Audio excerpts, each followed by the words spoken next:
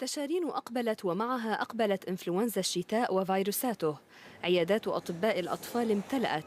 الإنفلونزا الموسمية هي الأخطر. ممكن ينتشر خلال هالفصل هذا عدة أنواع من الفيروسات يلي بتسبب عوارض الزكام والرشح، ولكن من أخطرها وأكثرها انتشاراً هو فيروس الإنفلونزا الموسمية.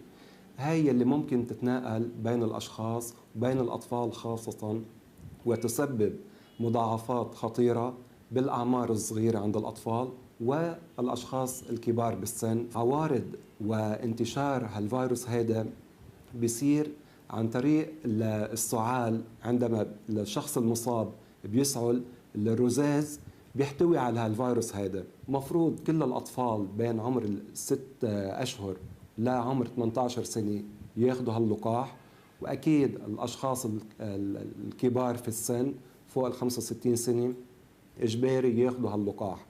لكن درهم الوقاية يبقى دائما خيرا من قنطار علاج. الوقاية أكيد بالنظافة الشخصية للشخص.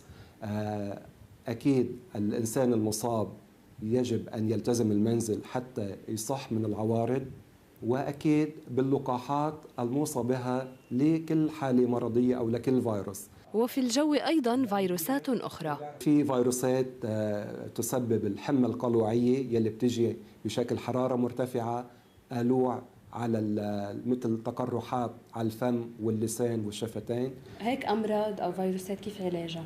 علاجها أهم شيء بمخفض الحرارة، إعطاء السوائل للشخص المصاب، والغذاء، لأن الأطفال أو حتى الكبار بأمرار ما بيعودوا بيقدروا ياكلوا من وراء الحمى. ممكن يحتاجوا يفوتوا على المستشفى لتعليق السوائل بواسطة العرق. وزارة الصحة توفر اللقاحات الأساسية، أما الباقي فعلى الأهل. في برنامج وطني للقاحات الأساسية بلبنان بتأمنه وزارة الصحة، وهالبرنامج بتموله بالكامل الوزارة، وبيتوزع لقاحات أساسية على كل المراكز الصحية والمستوصفات بلبنان. موضوع اللقاحات الاختيارية اللي هي أسعارها عالية، يعني $100 يمكن وفوق، إذا ما بدها تندعم بالكامل ليش ما بيندعم سعرها؟ يعني تصير مثلا نصف الحق، لأنه ضرورية من هون لتفوت على الرزنامة يمكن تاخد وقت. طبعا هون عم تحكي بشراكة يعني بين القطاع العام والقطاع الخاص، مثل ما يعني القطاع الخاص بده كمان يساعد يمكن أو بيقدر يكون عنده انبوت بهيدا الموضوع ممكن، وطبعا الوزارة عم تدرس إمكانية هيدا الشيء. حملات التوعية قائمة من قبل القطاع المدني بالاشتراك مع الوزارة، التي تنسق مع البلديات والمختارين وعبر المدارس التي تتولى التواصل مع الأهالي.